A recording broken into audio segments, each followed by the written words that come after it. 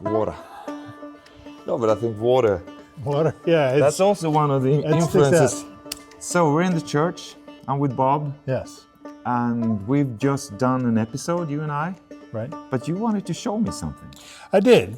So I had mentioned that the congregation here was formed in 1704. Yeah. But there's very little left from that time period. They had a log cabin church, but they built this church in 1784. One of the few things that we have from that original congregation is this coin-hammered chalice. So essentially what they did was they took silver coins and they would melt them down because they didn't really have silver bars in America at that point. They took the coins, melted them down, created a cast that they could then mold this chalice. And so this chalice says Trinity Church at Raccoon Creek over there, 1731. And so this has been used in the congregation ever since that period. We don't use it on a weekly basis anymore. No. We keep it locked up. But this is really the only artifact that we still have from that original congregation before they built this church. Can I hold it? Sure, yep. Oh, wow. And then this is the paten that the host, the communion host, would go on the paten. Yeah, and this is inscribed also. It's all done at the same time?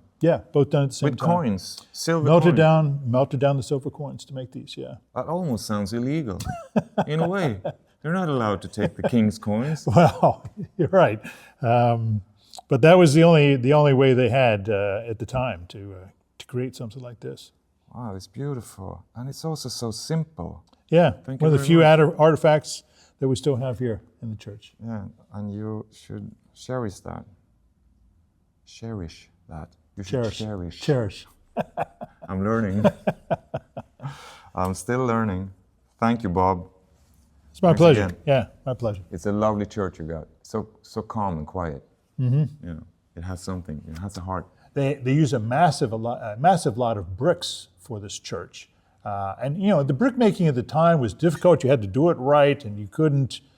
If they got wet, it would spoil the bricks. And so there's in Nicholas Collins' diary, he talks at length about the amount of effort he had to put into inspecting the bricks to make sure they were quality, that they could go into the walls. And it was really a lot involved. But you can imagine a community trying to build a church like this, exactly. With not having skilled engineering firms coming in to do it for you. They did it all on their own. So it's pretty impressive that it's lasted this long.